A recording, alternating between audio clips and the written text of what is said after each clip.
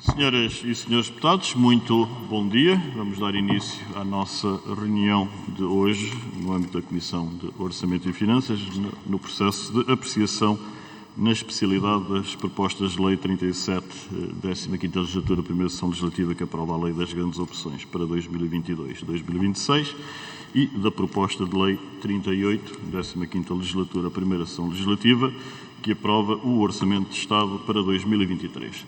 Temos hoje o gosto de contar connosco a presença do Conselho de Finanças Públicas, representado pela sua Presidente, Sra. Professora Nazaré da Costa Cabral, que calorosamente saúdo, acompanhada que vem do Professor Paul de Grow, que igualmente cumprimento, Sr. Professor também Miguel Santoban, Carlos Vogal Executivo e dos vogais não executivos, Professor Carlos Marinheiro e Jorge Copitz, que igualmente cumprimento.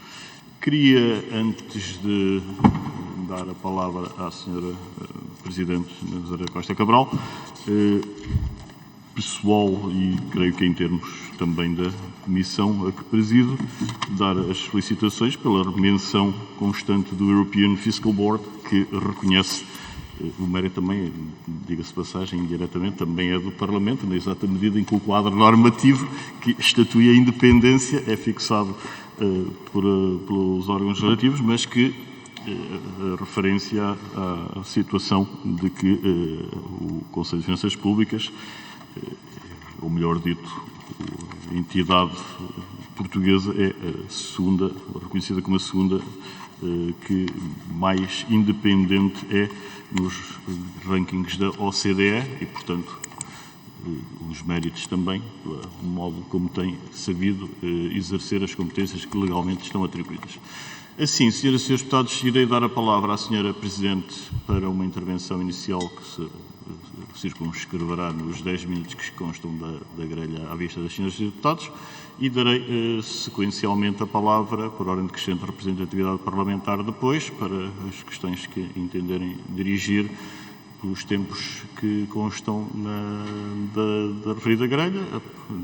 Cada vez que esgotar esse tempo, darei a palavra ao Conselho de Finanças Públicas para responder, após o que, se houver inscrições para tal, se fará uma segunda ronda em que, desta feita, as questões serão respondidas apenas depois de formuladas todas as questões, sendo que cada senhora ou senhor deputado estarão atribuídos até 2 minutos. E assim, reiterando a todos os meus cumprimentos, a palavra à Sra. Presidente do Conselho de Finanças Públicas, Professora Nazaré da Costa Cabral. Faça-se, Sra.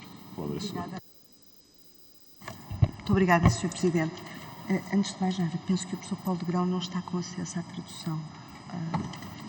Era só mesmo antes de começar a intervir.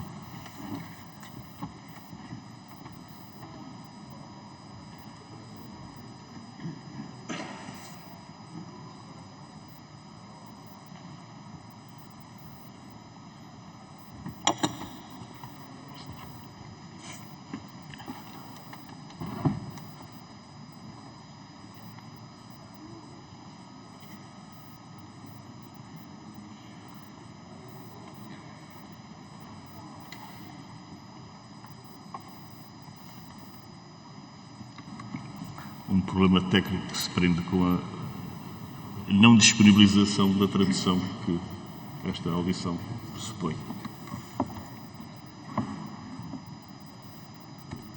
Espero que não tenham pensado que era só o BD às vezes.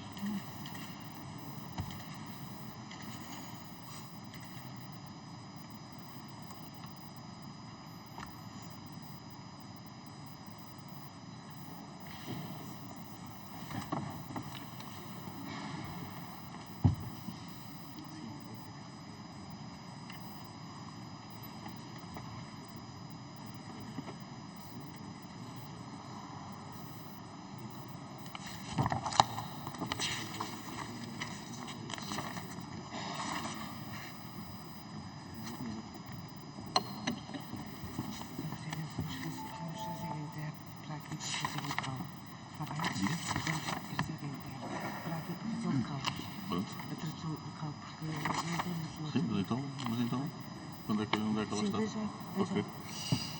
A professora ouviu, portanto, terá uma intérprete, não sei o que é que se passa. Sim, satisfeito.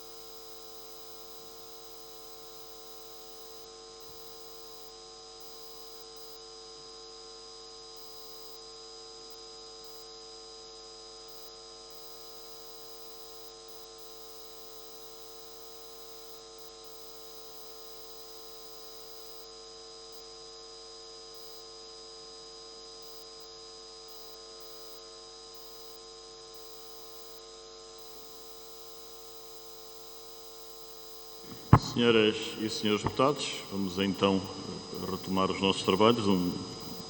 Pedir desculpa por este intervalo que se prende com constrangimentos de natureza técnica que fazem com que os serviços de tradução tenham que ser feitos presencialmente, o que agora conseguimos lograr, e com isso, obviamente, os nossos pedidos de desculpa aos senhores Paul de Grow e George Kopitz, esperando que não haja prejuízo com a realização da audição nestes termos. E assim, retomando no ponto exato em que estávamos, reiterando os meus cumprimentos, darei a palavra à senhora Presidente da Comissão do Conselho de Finanças Públicas, professora Nazaré Costa Cabral. Faça favor, senhora Professora. Muito obrigada, Sr. Presidente, a quem desde já cumprimento. Os meus cumprimentos também aos senhores deputados presentes. E passarei assim rapidamente a fazer uma breve apresentação, que no fundo é um sumário do nosso relatório que publicámos recentemente sobre a proposta de Orçamento do Estado para 2023. Antes de mais nada, começaria por recordar que a primeira, digamos, intervenção do Conselho das Finanças Públicas neste processo orçamental teve que ver com o endosso do cenário macroeconómico subjacente ao documento orçamental.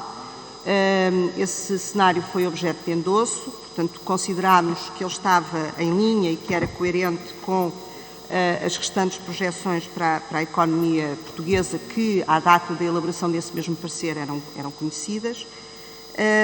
Evidentemente que tivemos também a oportunidade de assinalar um conjunto de riscos, que são riscos sobretudo descendentes, para aquilo que possa vir a ser o comportamento da economia portuguesa no próximo ano e que tem que ver essencialmente com a evolução do quadro geopolítico, do quadro macroeconómico e, em particular, a evolução da inflação e todos os fatores que negativamente possam afetar o comportamento da economia portuguesa, nomeadamente a situação económica dos nossos principais parceiros europeus.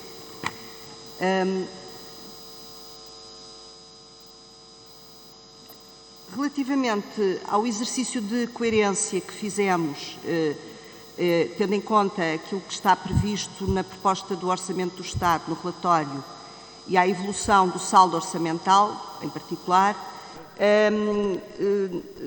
apreciámos, no fundo, as várias componentes que ajudam a explicar a evolução do saldo negativo de 4.400 milhões de euros em 2002 para um saldo negativo de 2.200 milhões previsto para 2023 e podemos, de facto, verificar que uma boa parte da melhoria desse saldo fica a dever-se, por um lado, ao cenário macroeconómico e depois, fundamentalmente, ao desfazamento de um conjunto de medidas que foram adotadas ainda no quadro do apoio ou da resposta aos efeitos da pandemia e também no quadro da resposta aos efeitos da crise energética, efeitos esses que se dissipam para 2023 e que permitem, de alguma forma, compensar outros impactos negativos, estes negativos sobre o saldo, nomeadamente o carry-over de um conjunto de medidas, de políticas discricionárias adotadas e que terão impacto no próximo ano. Portanto, estes são, de facto, os aspectos que justificam um comportamento globalmente coerente, embora existam aspectos que ficam que são menos claros do ponto de vista da sua explicitação, que podem ficar a dever-se quer à interação das variáveis orçamentais com as variáveis macroeconómicas, interações de segunda ordem, ou com aspectos residuais para os quais não há uma explicação evidente no próprio documento. Passando agora à análise dos indicadores orçamentais, verificamos que a proposta orçamental antevê uma redução do saldo orçamental em 1 ponto percentual do produto. portanto, está contra o déficit de 1,9% do PIB previsto para 2022, antecipa-se um déficit de 0,9% do produto para 2023 e essa melhoria fica, de facto, essencialmente a dever-se ao facto de termos aqui um maior contributo da despesa, mais do que da receita, e por outro lado, esse maior contributo da despesa está associado, como eu dizia há pouco, em grande parte ao facto de muitas das medidas que foram adotadas, medidas discricionárias, pontuais, adotadas este ano, elas não estarem por ora previstas no Orçamento de 2023, nomeadamente no quadro, aquelas medidas de apoio que foram adotadas no quadro da resposta à pandemia e da resposta à crise energética. Também notamos uma melhoria do saldo estrutural para 2023, que deverá ficar também num déficit de 0,9% do PIB, o que nos permite depois, ao fazermos a análise da postura da política orçamental, verificar que, enquanto que no ano 2022 tivemos um comportamento procíclico, mas de caráter expansionista da política orçamental, neste ano de 2023, digamos, de facto, a postura muda de quadrante e podemos caracterizá-la como uma política procíclica, simplesmente, neste caso, uma política restritiva, ou seja, num quadro de deterioração da conjuntura, temos uma melhoria do saldo estrutural e, particularmente, do saldo primário estrutural. Passando agora à análise dos principais agregados ou variáveis orçamentais que concorrem, portanto, para esse resultado orçamental, começando pela receita pública, podemos, comparando, a barra mais clara é a que diz respeito à estimativa para 2022 e a mais escura a que diz respeito à previsão para 2023, podemos verificar que, ainda que haja, de facto, há uma desaceleração do crescimento da receita total em termos absolutos, o que, naturalmente, está muito relacionado com a própria desaceleração do crescimento da economia previsto para o próximo ano. Em todo o caso, em percentagem do PIB, prevê-se um ligeiro aumento do peso da receita pública no produto e isto é resultado fundamentalmente do acréscimo previsto para a receita de capital, que apresenta aqui um crescimento assinalável de mais 0,9 pontos percentuais do produto. Notamos, digamos, enfim, este comportamento da receita, ou esta desaceleração da receita, está muito relacionada com o comportamento da receita fiscal, desde logo. Notamos, por exemplo, uma desaceleração do crescimento assinalável em termos absolutos, repito, no caso das contribuições sociais, porque estas são de facto sensíveis à evolução das remunerações e, por sua vez, elas são muito sensíveis à evolução da dinâmica económica e, portanto, acompanham essa dinâmica de forma significativa. E, portanto, elas vão ter, de facto, no próximo ano, um crescimento mais moderado daquele que foi sugerido, daquele que teve lugar nos últimos anos e, particularmente, neste ano ainda em curso. Passando agora à evolução da despesa. O rácio da despesa pública diminuirá 0,6 pontos percentuais do PIB. Temos, mesmo em termos absolutos ou em volume, temos uma desaceleração do crescimento da despesa total, portanto, de novo, a barra mais escura é a previsão para 2023, em contraste com a barra mais clara.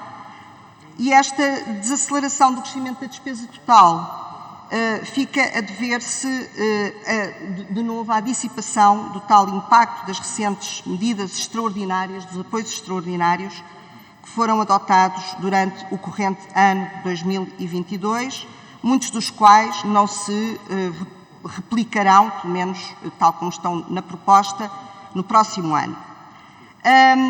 Destes quase 4 mil milhões de aumento da despesa pública, 55% desse aumento é justificado pela despesa corrente primária, sobretudo pelo aumento das despesas com pessoal e consumo intermédio. Em relação às despesas com pessoal, faço notar que, de acordo com os nossos cálculos, se prevê um aumento de 5,5% em 2023, uma variação que é superior aos 4,9% previstos para o produto nominal. Portanto, e em boa medida, esta variação é justificada pelo efeito preço, portanto, pela dinâmica de atualização das remunerações dos trabalhadores da administração pública. No caso da despesa de capital, há aqui aspectos que ficam algo por explicar, nós assinalamos no nosso relatório. Pese embora esteja previsto um aumento muito significativo da formação bruta de capital fixo, na ordem dos 2.300 milhões de euros, em boa medida por impulso do PRR, há depois uma espécie de compensação deste aumento com uma redução de 1.700 milhões de euros na outra despesa de capital, que nos parece uma previsão de redução desta componente de despesa que não se encontra devidamente justificada ou fundamentada no documento. Portanto, tudo somado, verificamos que o documento apresenta um crescimento bastante mais moderado da despesa de capital, no total de 578 milhões de euros, do que aquele que, por exemplo, está contemplado no atual orçamento para 2022. Importa também, ainda a propósito da despesa, chamar a atenção para a trajetória de evolução da despesa com juros da dívida pública. E, portanto, o ano de 2023 interrompe a trajetória de decréscimo com prestações associadas aos juros da dívida pública. Esse decréscimo tem-se verificado nos últimos anos, desde 2014, e, de facto, em 2023, esse processo de redução é interrompido e, portanto, é um aspecto que convém, de facto, assinalar. Já no que diz respeito à evolução da dívida pública, o rácio diminui, enfim, na ordem dos 4,2 pontos percentuais, para o próximo ano, e essa redução é, de novo, tal como aliás já verificamos este ano em 2022, essencialmente determinado pelo contributo do crescimento nominal, que suplanta o impacto do acréscimo já previsto para a taxa de juro implícita da dívida pública e ainda, embora em menor medida, o contributo que é favorável, neste caso, dado pelo saldo primário, não é? Pela melhoria do saldo primário. Para terminar, assinalaria, digamos, um conjunto de riscos orçamentais que recaem sobre este exercício e sobre as previsões em que ele assenta e, evidentemente, que grande parte do comportamento das finanças públicas no próximo ano ficará em grande medida dependente daquilo que seja a evolução da situação macroeconómica global, da situação económica do país, da necessidade de termos que adotar medidas adicionais para além destas que estão no orçamento. Portanto, como eu digo, há uma assunção de que muitas das despesas que foram este ano, em 2022, adotadas, que elas serão descontinuadas no próximo ano.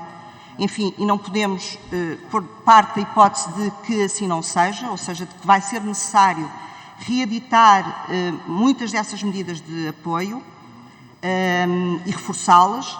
Temos depois aqui uma questão que nos preocupa particularmente, que é a questão da eventual ativação das garantias que foram concedidas ainda no âmbito da resposta à crise pandémica e ao choque geopolítico. Há um conjunto de responsabilidades contingentes que se acentuaram neste período. Temos ainda a questão da reposição do equilíbrio financeiro associado às parcerias público-privadas, processos judiciais que estão pendentes e cuja decisão pode ser desfavorável para o Estado. Já do ponto de vista ascendente, evidentemente que a inflação este ano teve um impacto expressivo, favorável sobre as finanças públicas portuguesas, quer para o saldo, quer para a dívida pública, e esse impacto pode perdurar ainda no próximo ano, se de facto a cobrança de receita, por força desse impulso inflacionário, for de facto mais favorecida do que a própria despesa, e portanto isso pode acontecer. Último slide apenas, e uma última nota crítica que fazemos relativamente ao enquadramento plurianual do nosso documento orçamental. De novo, embora tenha havido uma alteração legislativa no sentido de que esse quadro plurianual pudesse ser apresentado numa fase mais tardia, neste caso com 90 dias após a tomada de posse do Governo, verificámos que, de novo, essa situação não foi cumprida. Portanto, esse quadro plurianual só foi apresentado ao Parlamento com a apresentação da proposta de lei do orçamento, o que significa que os instrumentos de programação plurianual das nossas finanças públicas continuam a ser desvalorizados e, portanto, penso que essa é uma chamada de atenção que não podemos deixar de reiterar, como vem sendo o hábito. Muito obrigada, Sr. Presidente. Muito obrigado, Sra. Presidente. Excedeu ligeiramente o tempo, mas era o mínimo a mínima cortesia que nós poderíamos dispensar depois deste constrangimento inicial, que uma vez mais pedimos desculpa relativamente às condições da tradução. Como há pouco referi, vamos então iniciar a ronda de questões. Portanto, darei a palavra ao Grupo Parlamentar do Partido Socialista, ao Sr. Deputado Sérgio Ávila. Dispõe de 5 minutos. Faça favor. Obrigado, Sr. Presidente. O relatório em análise e a abordagem do Conselho de Finanças Públicas ao Orçamento de 2023 penso que podem assentar em 5 grandes conclusões. A primeira conclusão é que existe efetivamente uma redução, uma melhoria de saldo estrutural de 1,5 pontos percentuais do PIB, faz com que o saldo estrutural seja correspondente ao déficit previsto em contabilidade nacional. Isso tem 2 efeitos muito importantes. O primeiro é que permite efetivamente criar margem de segurança para novas medidas que sejam necessárias no futuro, sem o risco de incorrer em déficit excessivo. E, em segundo lugar, acomoda, como é referido no relatório, um forte reforço do investimento, nomeadamente na formação bruta de capital fixo, que atinge o maior valor desde que há série estatística, sem que isso se reflita no agravamento do déficit. A segunda grande conclusão é que há claramente uma substituição, apesar do déficit estrutural baixar, há uma substituição clara de medidas que são one-off, medidas com efeito num ano, por medidas de natureza permanente. O Conselho de Finanças Públicas calcula uma redução de despesas que eram momentâneas e pontuais de 8.808 milhões de euros, mas em contrapartida a criação de medidas de apoio de natureza permanente no valor de 7.280 milhões de euros, o que reforça a consolidação dos apoios que estão subjacentes. Terceiro aspecto muito relevante é que o Conselho de Finanças Públicas também refere que a receita fiscal face ao PIB revela uma redução de 0,5 pontos percentuais do PIB, ou seja, o menor recurso à receita fiscal no contexto orçamental. E um ajustamento, um esforço de, por um lado, conciliar o aumento da despesa pública em valor menor que o PIB nominal, mas em contrapartida esse esforço é canalizado essencialmente para reforço de salários e atualizações de carreiras, que representam 36% do total da despesa corrente primária. E, em quarto lugar, a credibilidade das próprias previsões orçamentais. Conforme o Conselho de Finanças Públicas refere, a elasticidade da previsão das receitas e das despesas face aos agregados macroeconómicos que estão subjacentes, quer do ponto de vista de receita fiscal, receita não fiscal, receita contributiva e a receita não fiscal nem contributiva, mas da despesa, acompanha na generalidade aquilo que é a evolução dos cenários dos agregados macroeconómicos que são subjacentes. Portanto, a verificação desta elasticidade sensivelmente igual a 1, ou seja, a variação corresponde de uma componente que corresponde ao efeito sobre as projeções orçamentais, reforça a credibilidade do orçamento. E o quinto aspecto, para nós muito relevante, tem a ver com a sustentabilidade da proposta orçamental.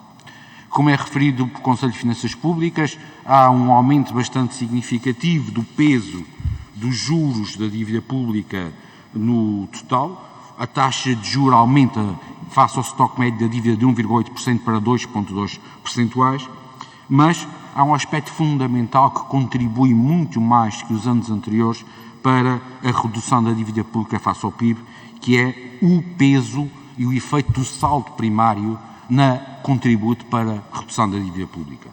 E se o saldo primário tinha em 2022 um efeito de 0,3 pontos percentuais, passou em 2023 para 1,6 pontos percentuais, ou seja, passa de 4,4% do contributo para a redução da dívida para 24,5%, ou seja, o efeito do saldo primário cresce 5,5 vezes face ao ano anterior. Isso é um elemento fundamental para a sustentabilidade da dívida pública e para que possamos ter melhores condições para fazer face ao aumento das taxas de juros nos mercados.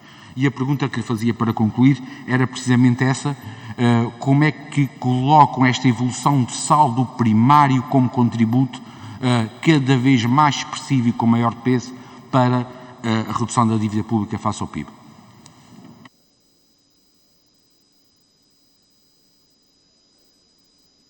Muito obrigado, Sr. Deputado Sérgio Ávila. Vou dar a palavra à Sra. Professora Nazaré Costa Cabral, não sem antes informar as Sras. e Srs. Deputados que esta apresentação será feita a distribuir pelo correio eletrónico dos Sras. e Srs. Deputados. Sra. Professora, faça favor, Sr. Presidente. Muito obrigada, Sr. Deputado, pelas observações que fez e pelos comentários que apresenta. É um facto que, enfim, assistimos a essa melhoria, enfim, do saldo primário, e ela dá um contributo para a redução da própria dívida pública. Aliás, já o tínhamos notado no nosso relatório sobre as perspectivas orçamentais e macroeconómicas que elaborámos em setembro, que o peso desse contributo tenderá a ser até crescente, à medida que os efeitos da melhoria do comportamento da economia, do crescimento nominal da economia se dissipem. Este contributo tenderá a ser maior, isto num quadro de políticas invariantes, evidentemente. Agora, notamos, por outro lado, que aquilo que se nos apresenta no Orçamento de 2023 é um orçamento de uma matriz essencialmente restritiva, procíclica restritiva, por força justamente de termos um efeito de consolidação num quadro que é, apesar de tudo, um quadro de deterioração da situação económica. Agora, eu penso que, pese embora essa situação, eu não queria deixar de alertar para um conjunto de riscos, temos-lo feito em várias ocasiões, que recaem sobre as nossas finanças públicas e, desde logo, ao nível do comportamento da despesa pública. Portanto, e quando eu falo de riscos, estou a falar de riscos que, desde logo, advêm das pressões sobre a despesa pública.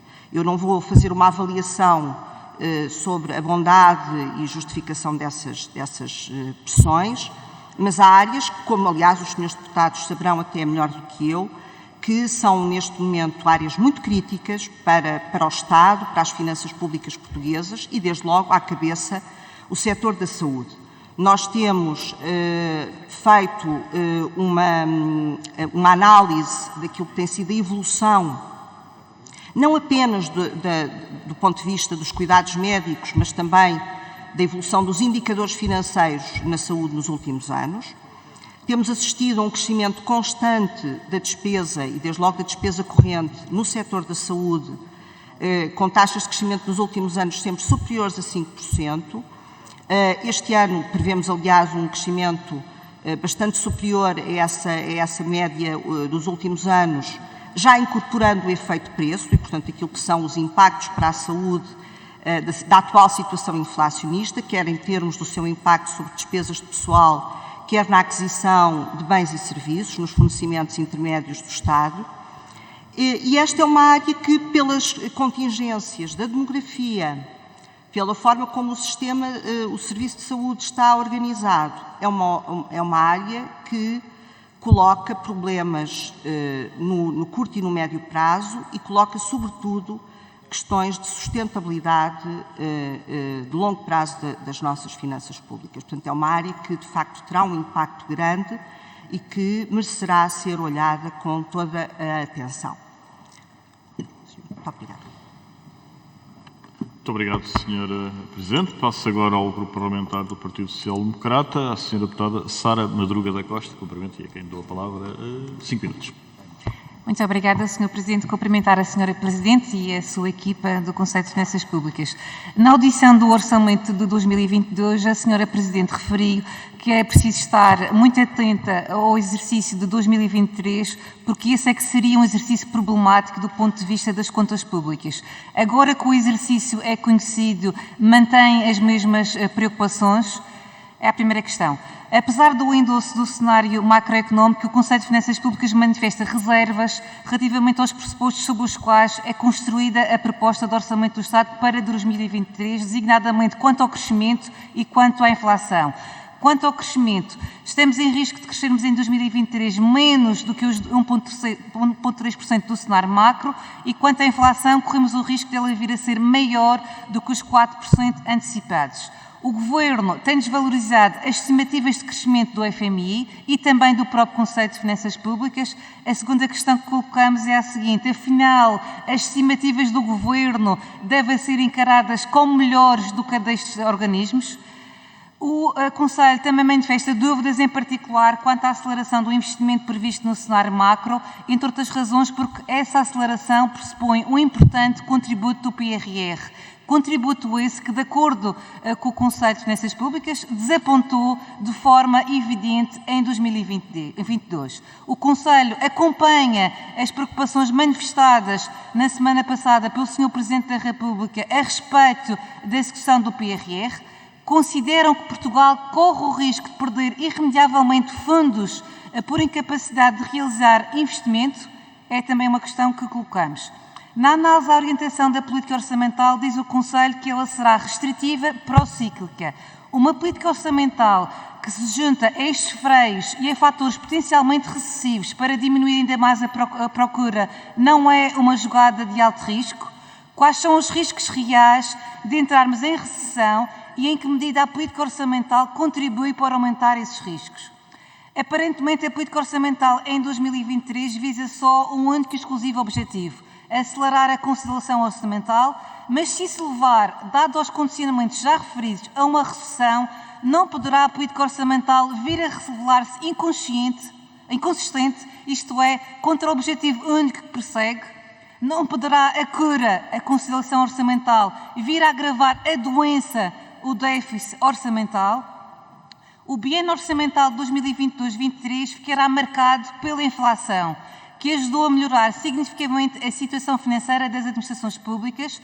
A receita de impostos terá aumentado nestes 2 anos nada menos do que 17%, deteriorando significativamente a situação financeira das famílias, em especial aquelas cujos rendimentos dependem apenas de decisões do Governo, nomeadamente pensionistas, funcionários públicos, beneficiários das mais diversas prestações sociais indexadas ao IAS. No final de 2023, face à sua situação em 2021, as pensões terão perdido 4,8% do seu poder de compra, os salários públicos terão perdido 5,1% e as prestações via AS terão perdido 2,3%. Num quadro em que as famílias estão a ser apertadas pela dupla tenaz da inflação e da subida das taxas de juros, não estará o Governo, ao decidir aumentos de pensões, salários e prestações muito abaixo da inflação acumulada e ainda muito mais abaixo do crescimento da receita de impostos e contribuições, a impor-lhes um fardo acrescido que poderá vir a revelar-se, em muitos casos, impossível de suportar? Na análise da proposta de orçamento de 2023, o Conselho refere ainda que os governos europeus, incluindo o português, têm vindo a aprovar um conjunto de medidas que procuram mitigar apenas parte dos efeitos dessa perda de poder de compra. Nesta perspectiva, essas medidas devem ser atempadas, direcionadas para os mais necessitados e temporárias, citando as palavras do Conselho de Finanças Públicas, constatando o mesmo que tal não se está a verificar na totalidade destes pacotes de apoios. Gostaríamos que nos explicasse melhor esta posição e a razão pela qual consideram que os apoios e as medidas anunciados pelo Governo são insuficientes. Quanto ao quadro plurianual das despesas públicas, o Conselho considera que este quadro, na prática, constitui mais um exercício formal do instrumento de responsabilização orçamental e com a mesma aponta diversas fragilidades, nomeadamente quanto à transparência orçamental. Poderia explicar melhor esta posição e identificar quais são as fragilidades deste quadro? Quais os comentários que fazem ao facto de a proposta de orçamento também omitir e não contemplar apoios financeiros adicionais nem para a TAP nem para o novo banco? Por fim, quanto à discussão que se faz neste momento na Europa e que conta para já com 2 caminhos conhecidos. O primeiro defende a flexibilização da redução da dívida num horizonte temporal diferente, essencialmente motivado pela dívida gerada pela pandemia, e o outro caminho, que é o que tem vindo a ser defendido pelo Governo, que passa pela existência de um helicóptero de dinheiro europeu, um PRR permanente. Um caminho e uma política tipicamente socialista de esperar pelo dinheiro da Europa. O próprio Conselho de Finanças Públicas reconhece a forte dependência deste orçamento do dinheiro europeu, assim como o tal. É ou não uma opção política do Governo penalizar os rendimentos reais dos portugueses em 2023, tendo em conta a inflação de 11,3% dos 2 últimos anos, quando não tinham de fazer para já com esta intensidade? E provavelmente porque as regras poderão vir a ser diferentes da União Europeia. O que acha o Conselho de Finanças Públicas da flexibilização das regras europeias? Muito obrigada. Muito obrigado, Sra. Deputada Sara Madruga da Costa. A palavra à Sra. Presidente do Conselho de Finanças Públicas. Sra. Professora, faça à vontade. Muito obrigada, Sra. Deputada, pelas questões que me coloca. Começando aqui, talvez, pela questão do cenário macroeconómico que colocou e das diferenças, enfim, de valores. Nós próprios, quando apresentámos o nosso cenário para 2023, com uma taxa de crescimento de 1,2% para o próximo ano, assinalámos que, de facto, antes de mais nada, estávamos a trabalhar com aquela que era a informação disponível à data e assinalando os riscos que, de facto, a materializarem-se poderiam deteriorar bastante a situação. Voltámos a chamar a atenção para esses riscos, como aliás há pouco mencionei, na análise que fizemos da projeção subjacente ao Orçamento do Estado.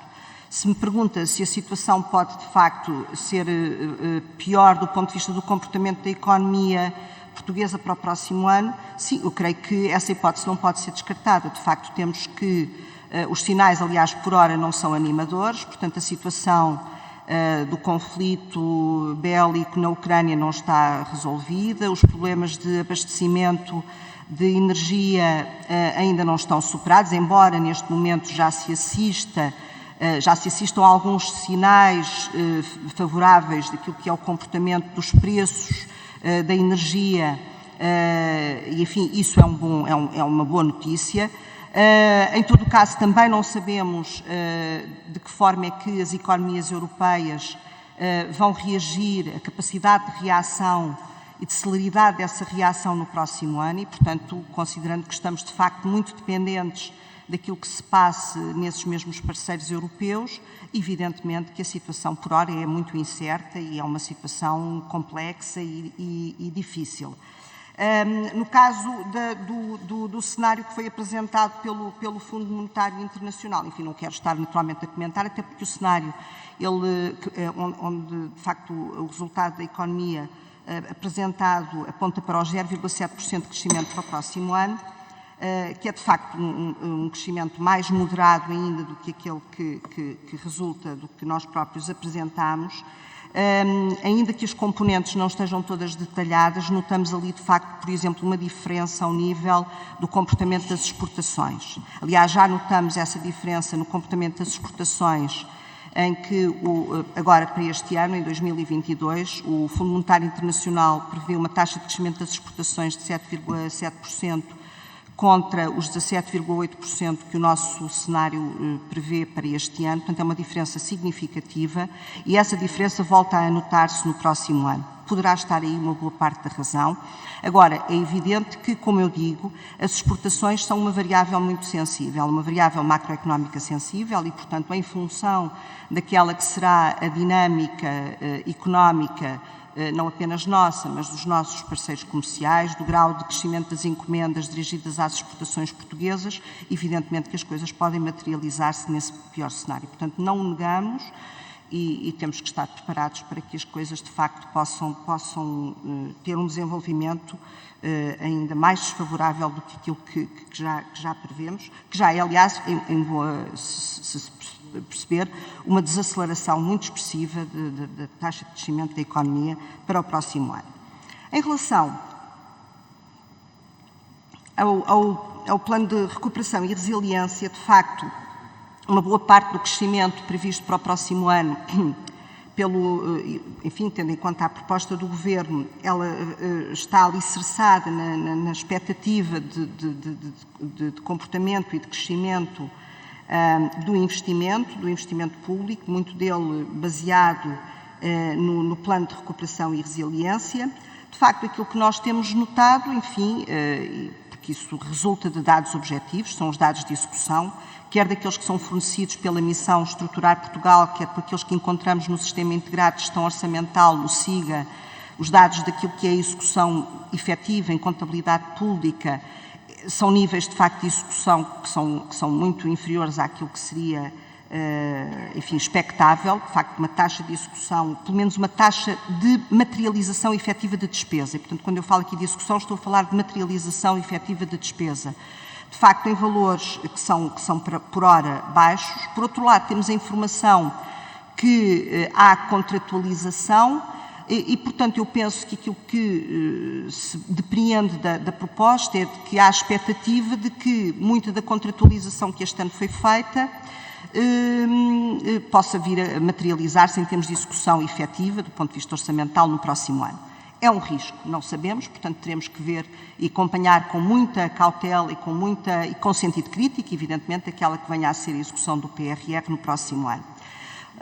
Eu também chamaria a atenção aqui para, ainda a propósito do PRR, de aspectos que de facto, enfim, esta crise vai mudar alguma da nossa realidade recente.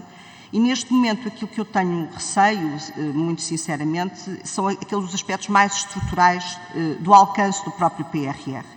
E, portanto, a minha questão é saber se de facto o PRR, neste momento, pode vir a ser de facto o tal instrumento de mobilização e de transformação estrutural da economia portuguesa para o qual chegou a ser apontado, não é? Portanto, esse é que é um ponto que me parece que é importante discutir. De que forma é que o PRR, quando nós chegarmos a 2026 e o PRR estiver concluído, enfim, pelo menos é isso que neste momento é o que está previsto, será que ele vai ser o agente de transformação estrutural? Será que ele vai, de facto, impactar no sentido de aumentar o potencial de crescimento da economia portuguesa?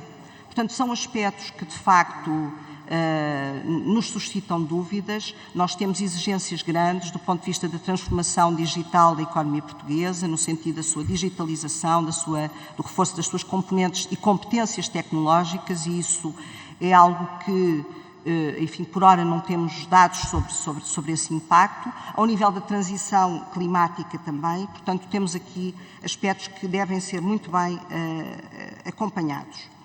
Relativamente à questão do impacto recessivo do orçamento, enfim, a postura da política orçamental foi há pouco descrita.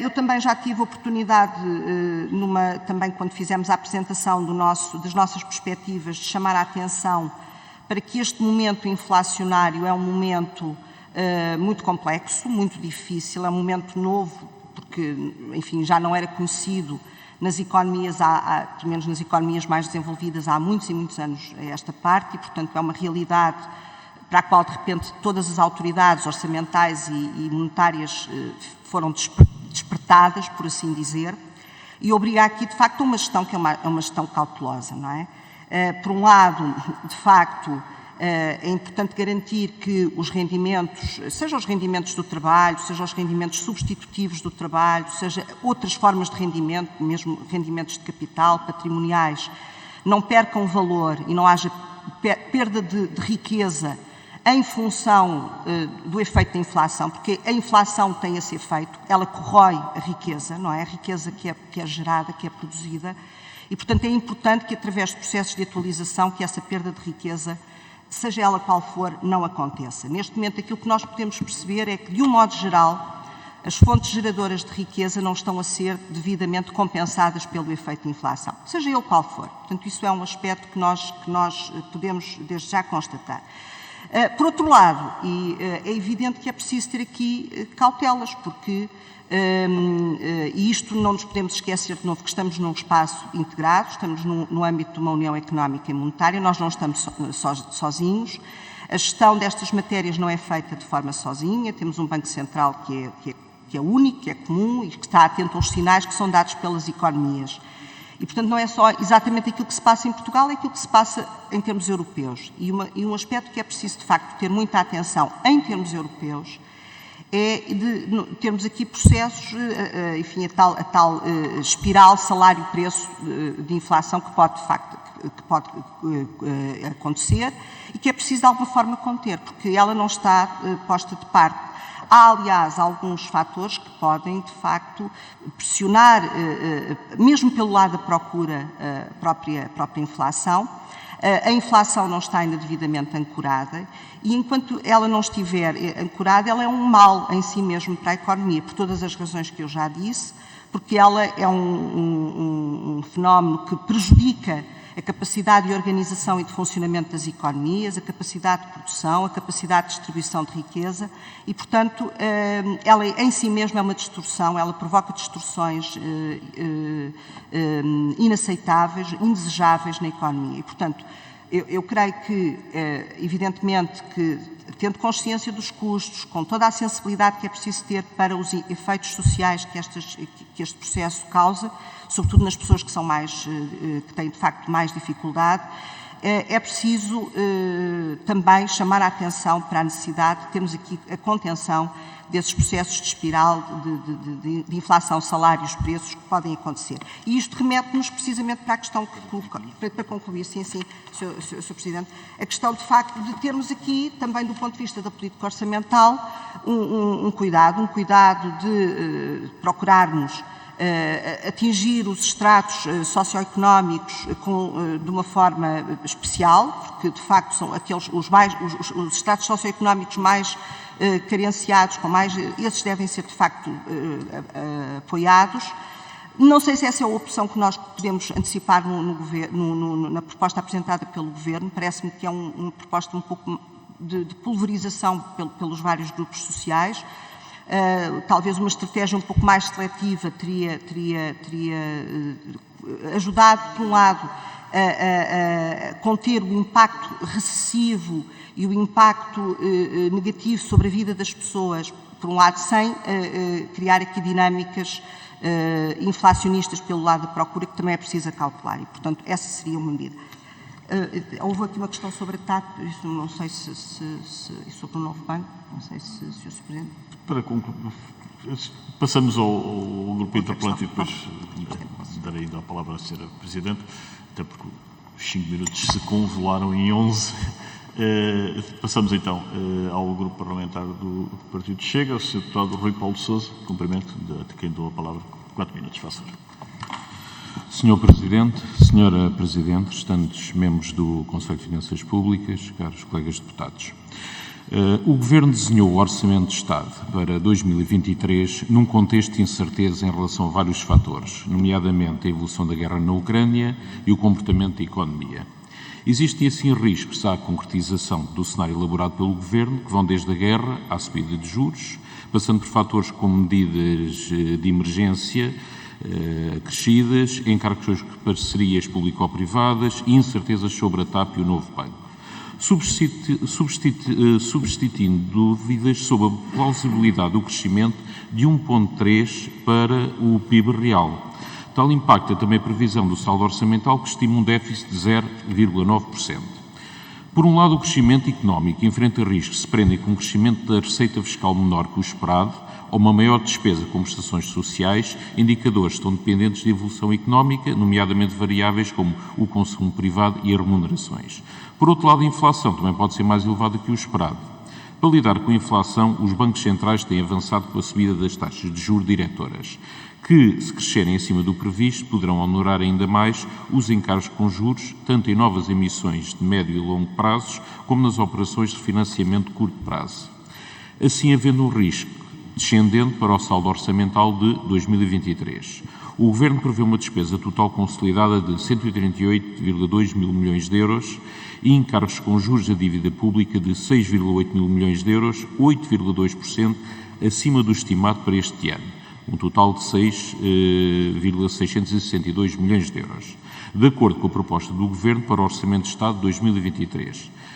Face ao exposto, a Sr. Presidente, gostaríamos de questionar quais as medidas adicionais que, na vossa opinião, o Governo pode ter de adotar para combater os efeitos possíveis agravamentos a ambos os campos.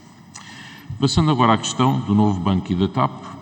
A TAP e o novo banco são, sem sombra de dúvida, elementos do risco de cenário orçamental. Daí consideramos estranho que o secretismo à volta dessas duas empresas, continuando a não ser conhecido o plano de reestruturação económica aprovado pela Comissão Europeia, o encarecimento do combustível para os aviões, o arrefecimento de conjuntura e até recessões em inúmeros mercados para onde a companhia voa não deixarão de prejudicar o seu desempenho económico e financeiro em 2023.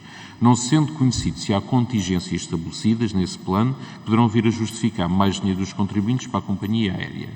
Já sobre o novo banco, a verdade é que não se pode excluir riscos por via de capitalização devido ao desenho do acordo de venda. Nos termos do acordo de capitalização contingente, o novo banco pode ainda solicitar um valor máximo de 485 milhões de euros em função do apuramento das perdas incorridas nos ativos protegidos pelo mecanismo de capitalização e das exigências regulatórias de rácios de capital, além do mecanismo de backstop no valor de 1,6 mil milhões de euros. Face ao exposto, Sr. Presidente, não lhe parece estranho que tanto a TAP como o novo banco não se encontrem mencionados na proposta elaborada pelo Governo? Na sua opinião, qual será a razão para tal acontecer? E, por fim, gostaria de questionar a Sra. Presidente novamente sobre a questão das PPPs e do PRR.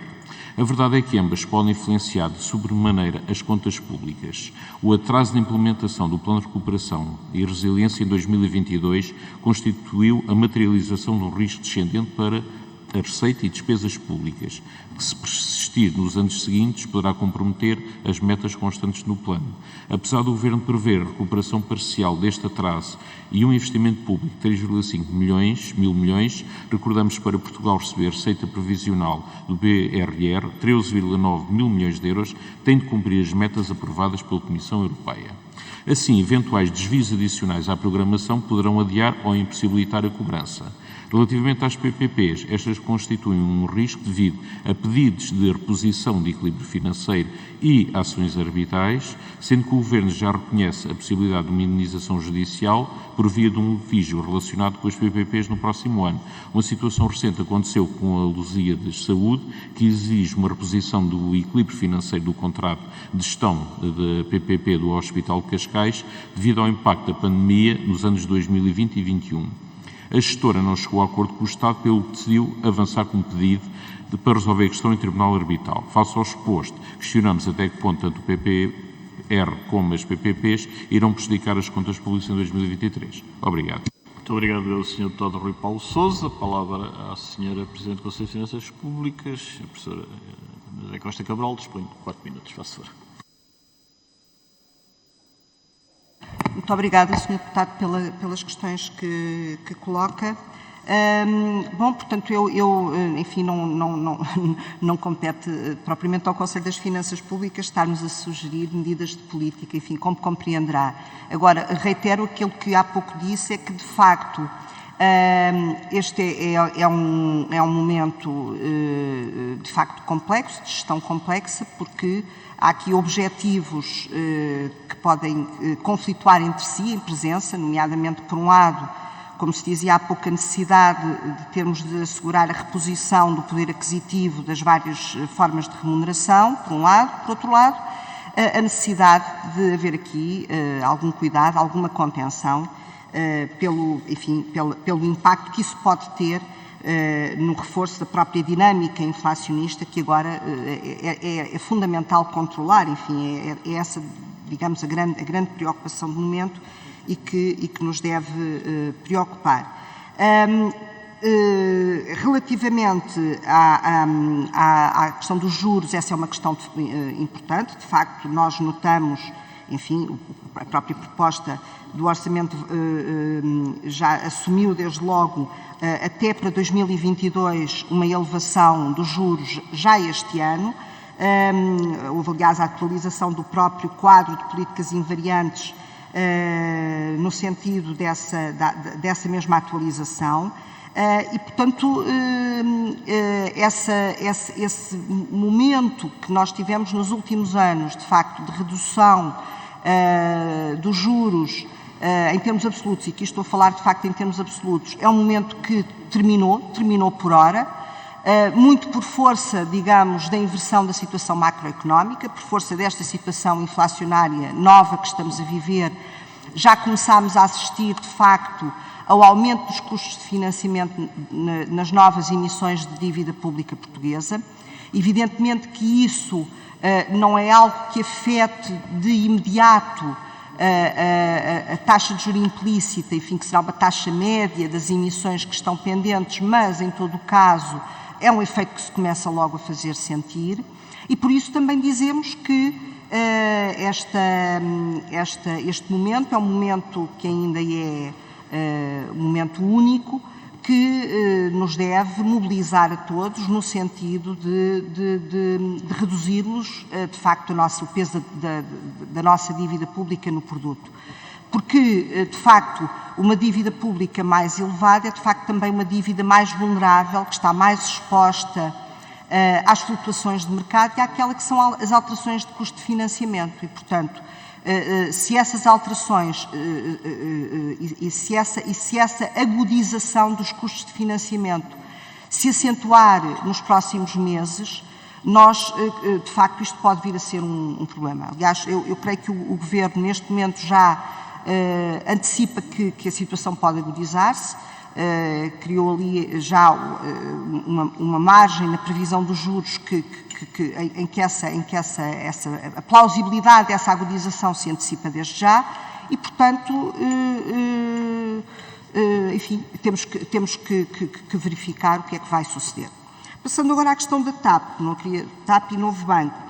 Bom, de facto, nós, Conselho das Finanças Públicas, não temos informação adicional, não temos informação, portanto, não sabemos detalhes do que é que se pretende fazer em termos enfim, quer de conclusão do processo de reestruturação, agora estou a pensar no caso da TAP, nem o que é que se pretende fazer, por exemplo, em termos de privatização da empresa, enfim, é uma ideia que já foi avançada. Agora, é evidente que a situação da TAP nos preocupa, como instituição portuguesa que acompanha a situação das finanças públicas, é uma situação que nos preocupa, porque, enfim, é uma empresa de bandeira, dita de bandeira, e, portanto, agora a questão que se colocará, creio eu, e que desde já a dúvida que se nos coloca, é de saber como é que a empresa vai ser vendida, não é? Por que preço, em que condições e a quem? Portanto, são questões que penso que devem começar a preocupar os portugueses, porque a empresa é uma empresa que tem um passivo muito grande, é uma empresa que tem dívida financeira, que aliás alguma dela vai se vencer agora no próximo ano. Portanto, é importante ver exatamente em que condições é que essa venda se vai materializar e os impactos que isso possa vir a ter para os contribuintes e para os portugueses, não é? Portanto, isso é uma preocupação que eu creio que deve desde já ser assinalada como preocupação. Em relação ao Novo Banco, é um facto, portanto, ainda temos para a utilização do mecanismo de capitalização contingente, há um remanescente que pode ser usado, mas é evidente que isso é em função do que seja a situação financeira do próprio Novo Banco, tendo em conta os resultados que obteve. Também, como eu digo, não temos informação de que esse mecanismo volta a ser acionado, muito menos temos informação de que um mecanismo adicional possa ser acionado. Portanto, não queria, de facto, especular, porque não me parecia de maneira nenhuma curiosa. Muito obrigada. Muito obrigado, Sra. Presidente. Passamos agora ao Grupo Parlamentar do Partido de Iniciativa Liberal, dando a palavra ao Sr. Deputado Carlos Guimarães Pinto, para tal dispõe até 3 minutos. Sr. Deputado, faça favor, a palavra é sua. Muito obrigado, Sr. Presidente. Cumprimento os seus representantes do Conselho de Finanças Públicas, congratulando pela apresentação que tiveram aqui pelo vosso relatório, que é bastante claro, assim como as respostas que deram até agora. Eu tenho uma questão em relação ao orçamento e depois um conjunto de questões mais técnicas em relação à forma como foi feita a análise. Nós já falámos aqui do risco das taxas de juros. Nós, neste momento, estamos com taxas de juros de referências em termos reais a níveis historicamente baixos. Portanto, as taxas de juros de referência do Banco Central Europeu, em termos reais, estão a níveis historicamente baixos, o que nos levaria a pensar que pode haver uma aceleração bastante alta nas subidas das taxas de juros nos próximos tempos. Se consideram que isso está devidamente refletido nesta proposta de Orçamento de Estado e qual é o risco que vocês que o Conselho de Finanças Públicas vê em termos orçamentais da possibilidade destas taxas de juros de referência subirem mais depressa? Ou seja, para subirem muito depressa, basta que no final do próximo ano estejamos num nível com taxas de juros reais zero, que não estamos com taxas de juros reais negativas ainda. Se formos para os níveis normais, que seriam algo acima de zero, isto implica uma forte subida das taxas de juros nominais de referência, que não parece estar refletida no Orçamento de Estado e não pareceu ver refletida aqui no vosso relatório. E finalmente, tem também duas questões mais técnicas. Poderá enviar a resposta mais tarde, se não der para fazer agora, que é, vocês falam aqui num pressuposto de elasticidades prudentes, ou seja, tem elasticidades unitárias para basicamente quase todas as variáveis de output. Eu imagino que haja um histórico de elasticidades para cada uma destas componentes. Há algum motivo para não usarem esse histórico e, em vez disso, usarem elasticidades unitárias? Porque eu consigo olhar para aqui e ver alguns exemplos de elasticidades que dificilmente serão unitárias, nomeadamente a receita de IRS em relação aos salários e por aí fora. E, finalmente, isto é um pedido geral que eu faço a todas as autoridades que fazem análises deste tipo, é que nós só vemos o modelo de inputs e outputs, mas não o mecanismo que leva de um sítio ao outro. E para fazer um escrutínio apropriado destas previsões, seria importante perceber quais são os mecanismos no meio, ou seja, ter o próprio modelo de cálculo que vocês adoptam, até numa perspectiva académica. Para fazer um escrutínio académico seria bom termos acesso a isso, e se há a possibilidade de disponibilizarem esse modelo, nomeadamente a esta Casa ou à Comissão de Orçamento e Finanças. Muito obrigado. Muito obrigado, Sr. Deputado Carlos Guimarães Pinto. A palavra, então, à Sra. Professora. Muito obrigada, Sr. Deputado, pelas questões que coloca.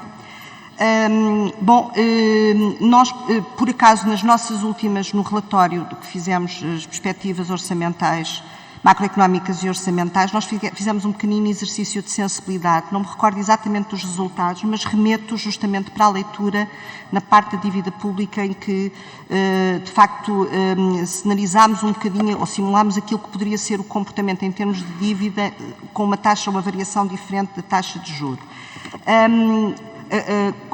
De facto, é preciso aqui ter em consideração dois tipos de efeitos. Quando falamos do aumento da taxa de juro, neste caso por ação, por intervenção ou por efeito da normalização da política monetária do Banco Central Europeu. Por um lado, o impacto em termos daquilo que são as novas emissões de financiamento e, portanto, essas novas emissões elas tornam-se mais caras, não é? Aliás, já está a suceder. Portanto, sabemos que as últimas emissões já foram a taxas de juros mais elevadas. Agora, se nós considerarmos de facto aquilo que é o bolo, o nosso bolo total de dívida pública, o impacto ainda é mitigado, porque temos ali uma média que apanha de facto, ele vai mudando, vai rolando, não é?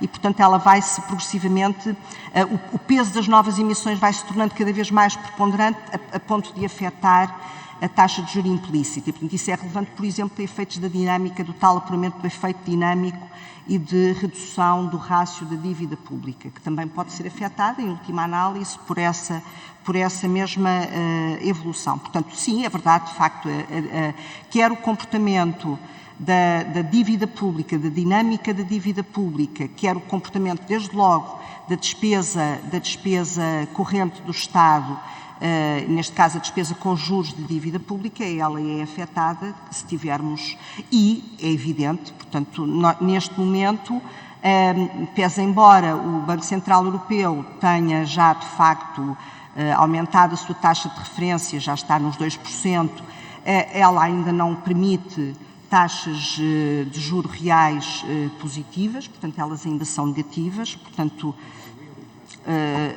digamos, a tal perda de poder aquisitivo da remuneração de capital ainda não foi reposta neste caso, portanto, fundamentalmente é isso que isso significa, e o Banco Central Europeu já anunciou que pretende continuar a aumentar as taxas de juros e, portanto, mais é evidente que isso é mais um fator de dúvida, é mais um fator de preocupação, porque sabemos que uma elevação das taxas de juros, que de todo modo já aconteceria, independentemente até da política monetária, a taxa de juros começa a incorporar um prémio de risco, que é o risco da inflação, e o mercado responde logo assim, portanto ela já aconteceria, digamos, a taxa de juros é uma consequência, desde logo, uma inevitabilidade perante o aumento da inflação, mas seja como for, a própria política monetária corroborando essa necessidade, evidentemente que isso poderá vir a ter um impacto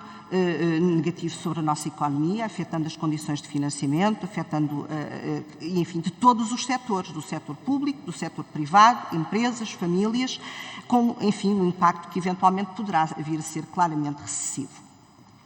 Muito obrigado, Sra. Presidente. Damos agora a palavra ao Grupo Parlamentar do... Em relação ao modelo que perguntou no fim, nós temos um paper que está também no nosso site, em que caracterizamos o nosso modelo, as várias equações do modelo, e temos também um documento mais recente, que aliás penso que foi publicado já este ano, em que fazemos a análise da prudência e da probabilidade da aplicação desse modelo nos vários exercícios de previsão que temos usado. Porque também procuramos fazer um pouco a autocrítica, no sentido de também podermos melhorar um bocadinho aquilo que são o nosso modelo e aquilo que é a nossa própria capacidade de previsão. Muito obrigada. Muito obrigado, Sr. Presidente. Agora sim, passamos a palavra ao Grupo Parlamentar do Partido Comunista Português. O Sr. Deputado Bruno Dias dispõe da palavra até 3 minutos. Muito obrigado, Sr. Presidente. Bom dia a todos. Quero cumprimentar a Sra. Presidente e a delegação do Conselho de Finanças Públicas aqui presente, senhoras e senhores deputados, agradecendo o contributo e as reflexões que já partilhou nesta reunião com a Assembleia da República e, para além do próprio parecer mais aprofundado acerca da proposta de Orçamento do Estado, eu gostava de abordar essencialmente duas questões no pouco tempo que temos, uma que tem a ver com o investimento público e outra tem a ver com a questão da inflação. Sobre o investimento público, a Sra. Presidente mencionou na sua intervenção inicial que há algo que fica por explicar no Orçamento de Estado nesta matéria e referiu a questão da outra despesa de capital, com uma diminuição que acaba por conter ou por tornar mais moderado o crescimento da formação bruta de capital fixo. Eu gostava de propor que pudesse abordar essa questão e explicar um pouco mais sobre isso. Entretanto, no parecer do Conselho, página 33, afirma que fica por explicar um aumento de 109 milhões de euros relativamente ao investimento nesta matéria. Eu julgo que as questões estão diretamente relacionadas, pedi-lhe um comentário sobre essa questão do investimento. Depois há o problema crónico da execução. Nós não estamos a discutir a conta do Estado. estamos a discutir o orçamento. O problema é que a gente já viu este filme e todos, peço desculpa pelo plebeísmo, todos os anos temos esta conversa. Vai crescer o investimento e depois a execução é que é o problema. Entretanto, este ano, uma coisa que nem sempre acontece é que nós temos um aumento muito grande das receitas de capital, e entra o PRR e entram, digamos, os fundos comunitários que estão na calha para Portugal, e, portanto, uma receita de capital que cresce 134%, sendo que a despesa de capital prevê-se uma subida de 17%. Eu gostava que pudesse abordar esta matéria na sua intervenção. Para terminar, a questão da inflação. A previsão dos níveis de inflação que o Governo apresenta, quer para 2022, apresentou, quer para 22, quer para 23, é consistentemente abaixo dos valores apontados pelo Conselho. Mas não só, também do Banco de Portugal, etc. Ora, acaba por ser desmentida pela própria realidade, os números já de 22. E eu faço aqui um parênteses, é curioso porque eles enganam sempre para baixo. Enganam sempre para baixo e com isso justificam depois que não somente os salários, etc. Ora, a inflação traz vantagens para a receita fiscal, como está demonstrado e está referido, mas ao mesmo tempo coloca problemas no encarecimento da despesa, e nomeadamente com o efeito de preço do investimento. O problema é que o investimento não se faz. Vai daí é só vantagens. E, portanto, se não houver execução orçamental do investimento e, portanto, o efeito de preço não se faz abater sobre as contas públicas nessa matéria. Entretanto, do lado da receita, o Governo ganha nos dois carrinhos e, portanto, temos aqui uma distorção ainda mais perversa nessa matéria. Já agora, nós sempre alertámos para a evidência dos riscos, das ameaças, dos factos concretos que desmentiam aquele discurso da inflação conjuntural e transitória. Nós não estamos agora a falar do totobola à terça-feira. Estamos a dizer, desde o princípio alertávamos que aquilo não podia ser, era uma evidência. E, portanto, teria sido tão difícil assim dar uma resposta diferente a uma inflação que notoriamente não era conjuntural e transitória, como a vida está a confirmar. Mesmo a terminar, Sr. Presidente, a questão das espirais salários-preços, não vou fazer nenhuma pergunta sobre isso, porque as grandes empresas têm estado a apresentar os maiores lucros de sempre, enquanto os trabalhadores perdem poder de compra de uma forma brutal. Temos uma espiral preços-lucros.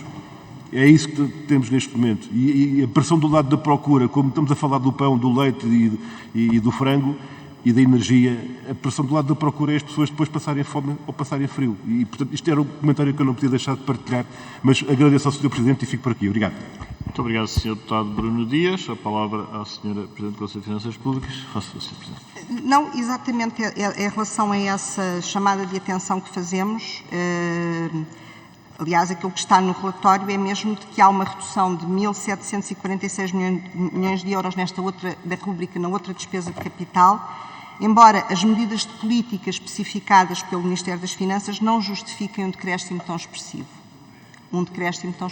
Exatamente, portanto, é exatamente isso que está no relatório. Tentámos obter essa informação quando estivemos a fazer o relatório, nas interações que temos, mas essa informação adicional não foi explicada e, portanto, por isso colocámos no relatório essa informação. Bom, em relação à inflação, de facto, neste momento, posso dizer que a maior parte, para 2022, desde logo, a maior parte das previsões já estão até um bocadinho ultrapassadas, não é? Mesmo a nossa, em que já prevemos uma taxa de inflação já significativamente acima da que foi prevista pelo Governo, poderá já estar ultrapassada. Se confirmarem para estes 2 últimos meses do ano, no fundo, este aumento, temos tido taxas já próximas dos 10% e, portanto, se isso confirmar, de facto, essa taxa poderá também ela mesma já estar ultrapassada. Bom, para o próximo ano, como eu disse há pouco, há alguns fatores que poderão ser talvez animadores neste momento, desde logo a questão da energia, não é? Portanto, assistimos já a uma redução do preço dos custos de energia, portanto, já se está a notar, ou seja, é possível que quanto a essa componente, e ela, como se sabe, foi uma componente muito significativa, determinante da própria processo inflacionário que nós tivemos, grande parte, digamos, desta dinâmica partiu dos custos de energia, e aí, portanto, se de facto a situação começar a estar controlada, podemos ter aqui uma boa perspectiva, ou abrir-se aqui uma perspectiva mais favorável, ou pelo menos não tão desfavorável, para o próximo ano. Não sabemos, portanto, a incerteza de facto é grande. Agora, enfim, tudo o que disse é evidente, portanto, tive o cuidado de assinalar que também nos preocupa, portanto, o impacto social que a inflação tem, nomeadamente sobre as famílias, das pessoas, enfim, mais carenciadas, dos trabalhadores que têm, de facto, maiores dificuldades. Isso é um facto. Portanto, a inflação, neste momento, está a afetar, e muito, a situação material de vida das pessoas, e isso é um dado inquestionável, com todas as consequências que isso tem. Muito obrigada. Muito obrigado, Sra. Presidente. Passamos imediatamente à segunda ronda. Eu tenho 3 inscrições, 4 adjudicado. Vamos então, portanto, como referi, a Sra. Presidente teria a amabilidade de anotar as questões na exata medida em que só responderá depois 4 senhores deputados que concluírem as suas questões, portanto, a resposta será dada em conjunto. O primeiro dos quais, Sr. Deputado Artur Soveral Andrade, faça favor.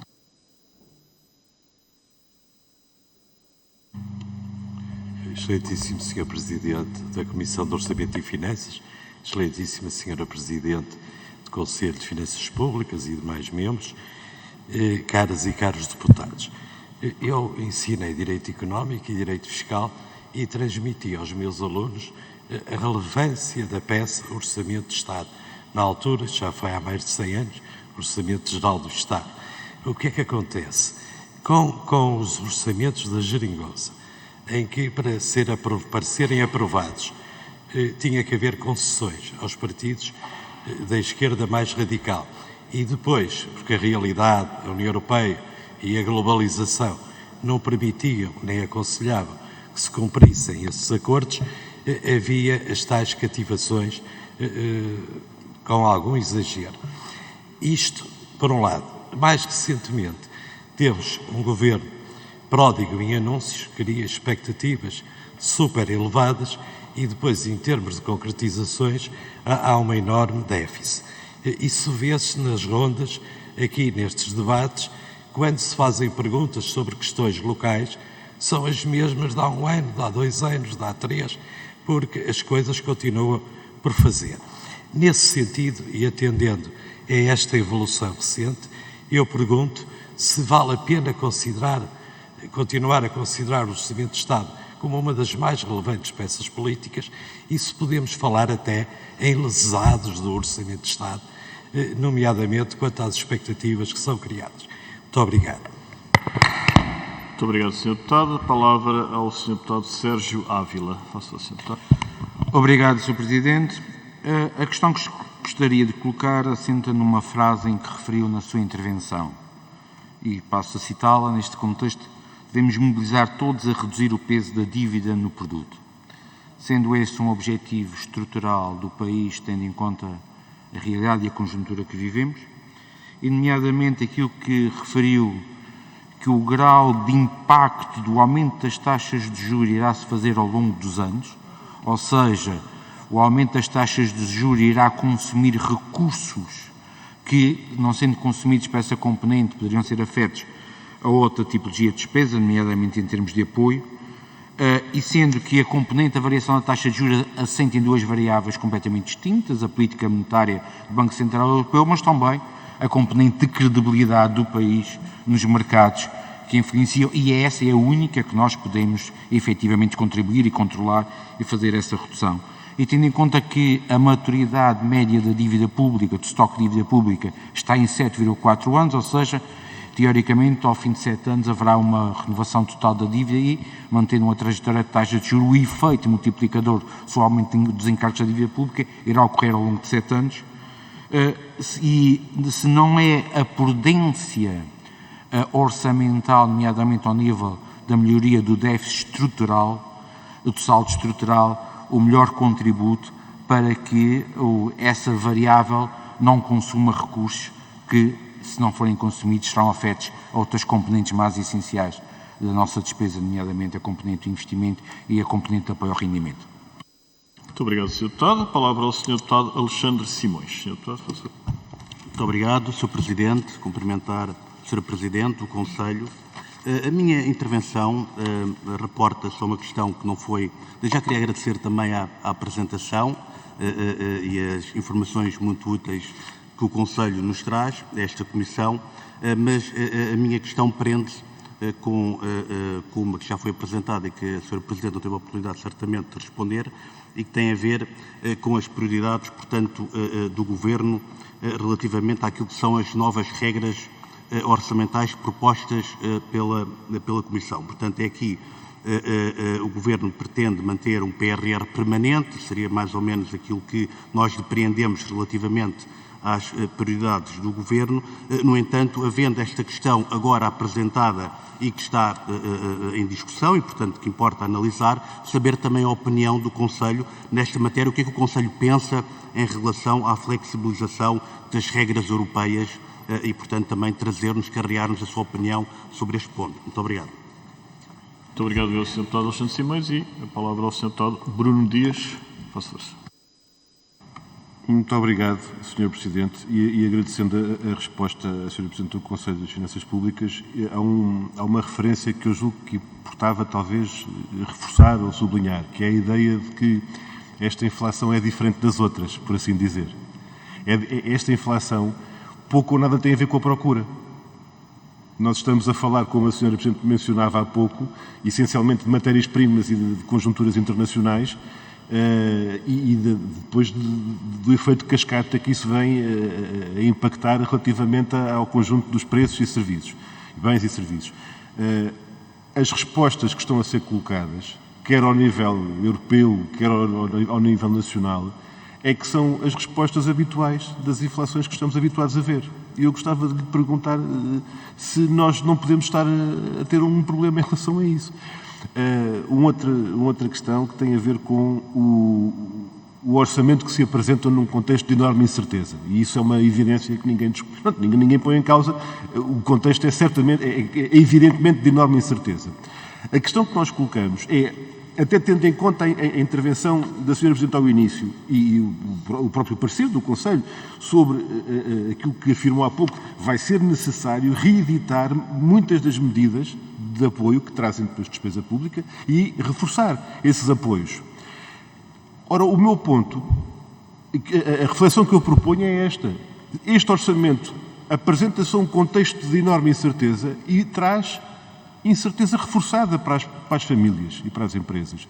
Porque há muita coisa que agora não se diz na expectativa de que o que vier lá para a frente logo havemos de ver o que é que se faz. E essa incerteza, perante o que está hoje colocado, com uma diminuição dos apoios sociais, com uma diminuição, e depois veio a estatística e a discussão sobre as medidas one-off, por aí fora. O que é certo é que nos salários, nos apoios sociais e até no ponto de vista das medidas relativamente à resposta aos problemas que estão a ser colocados, há muita coisa que toda a gente fica no pressuposto de que há de vir mais qualquer coisa lá para a frente. Mas isso é acrescentar incerteza à incerteza que já temos. Muito obrigado. Muito obrigado, Sr. Deputado Bruno Dias. Concluímos então a segunda ronda e, para concluirmos a audição, a palavra ao Conselho de Finanças Públicas. Sra. Presidente, dispõe de 8 minutos. Faça favor. Muito obrigada, Srs. Deputados, a todos pelas vossas questões. Bom, de facto, concordo inteiramente com o Sr. Professor, Sr. Deputado, que na afirmação que diz que o orçamento do Estado tem uma dimensão política e, portanto, aliás, ele é o principal instrumento de concretização da política financeira do Governo e é um principal instrumento de intervenção do Parlamento nas decisões financeiras que o país pretende tomar e, portanto, é, de facto, o instrumento da democracia financeira por excelência. E, portanto, também eu valorizo imenso o papel do Orçamento do Estado e o contributo que todos têm, desde logo o Governo a fazer a proposta de orçamento, por isso é que ele tem o exclusivo da apresentação de proposta, e o papel que os senhores deputados todos têm para melhorar o documento. E, portanto, aquilo que é desejável é que todos, com sentido de responsabilidade, possam contribuir para que todos os anos o orçamento seja bom para o país. Isto é o que eu posso dizer em termos gerais, não é? É isso que se espera. Senhor Deputado, eu também, portanto, concordo com a questão, portanto, temos tido a oportunidade, nós, Conselho das Finanças Públicas, de reiterar, de facto, de forma insistente, a importância que temos de ver a dívida pública reduzida no produto, enfim, porque ela tem sido um instrumento, não apenas pela limitação que ela induz ao exercício da política orçamental, porque estamos sempre muito dependentes do peso da dívida pública, mas porque ela é prejudicial para a imagem do país, não é? Ela expõe-nos demasiado. É muito importante que, de facto, o país tenha uma credibilidade na sua política orçamental e isso é um esforço que tem que ser, enfim, que tem que ser continuado. Enfim, temos que trazer, de facto, a dívida pública para valores mais consonantes com a média europeia. Bem sabemos que, com a pandemia, todos os países viram a sua dívida pública aumentar muito significativamente, e não só na Europa, noutros países do mundo também, mas eu penso que a ideia de ficarmos de fora dos radares dos mercados de dívida, de uma disciplina de mercado que, de facto, por vezes nos expõe demasiado, eu penso que é uma exigência que temos, de facto, de cumprir. Quanto às novas regras orçamentais e àquilo que foi o resultado da comunicação ontem publicado pela Comissão Europeia, por ora parece-me que são, de facto, regras ou guidelines, especificações ainda um pouco vagas. Agora, eu devo dizer que nós, Conselho das Finanças Públicas, nós temos aqui uma preocupação. Aquilo que parece que se antecipa é a substituição de um benchmark que existia para a redução da dívida pública e que estava no Tratado Intergovernamental, desde logo, por negociações que são negociações de natureza política e de natureza particular para cada um dos Estados-membros, em função da realidade particular dos Estados-membros. Agora, se é verdade este tipo de solução, se é verdade que ela pode ter um lado favorável, por um lado, é de facto uma solução mais flexível. Há uma flexibilidade, há uma adaptabilidade ao ponto de partida daquela que é a dívida pública de cada país. Mas eu também tenho receio que, às vezes, estas soluções de grande flexibilidade, elas podem virar-se contra os próprios países, e nomeadamente aqueles que têm um ponto de partida mais negativo e, designadamente, países com dívida pública mais elevada, porque eles ficam mais expostos àquilo que são as diferentes percepções e leituras do mercado. Portanto, eu não sei se o afastamento de regras, que são regras objetivas para todos, se isso pode ser desejável para um país com as características de Portugal. Apesar de tudo, as regras orçamentais, com todos os defeitos e até dificuldades técnicas que têm, elas ajudaram a criar aqui uma atitude de prevenção. Elas tiveram essencialmente uma finalidade preventiva que eu acho que foi útil ao país nos últimos anos. Agora, para além disso, e esta é que eu creio que é a minha principal chamada de atenção, eu creio que a preocupação que todos devemos ter e estar preocupados com isso é com o sistema de regras orçamentais, independentemente das regras europeias, é com o sistema de regras orçamentais que temos no país, não é? Eu creio que esse é que é uma das preocupações. O nosso sistema de regras orçamentais é muito importado da União Europeia, das regras europeias, e se calhar poderia não ser, poderíamos ter um sistema mais robusto de regras orçamentais, não apenas para o conjunto das administrações públicas, mas depois para os vários setores do Estado, incluindo os setores regional, administração regional e administração local, de uma forma bastante mais articulada, de uma forma bastante mais organizada e coerente do que temos atualmente, que é um sistema completamente incoerente. E, portanto, eu acho que, aliás, é um repto que eu gostaria de deixar, é de facto a necessidade de procedermos a uma avaliação muito séria daquilo que queremos ter como sistema de regras orçamentais nacionais. Porque se queremos, de facto, defender esta ideia de ownership, de termos regras nossas e que todos cumprimos e das quais também nos orgulhamos, sem estarmos necessariamente dependentes daquilo que vem de Bruxelas, acho que era importante pensar nisto e, portanto, fazer aqui uma reflexão séria sobre o que pretendemos nesta matéria para o nosso país. Muito obrigada. Muito obrigado, eu, Sra. Presidente, e o seu repto seguramente não deixará de ser atendido pelas senhoras e senhores deputados, uma reflexão sobre as regras orçamentais nacionais e o seu robustecimento.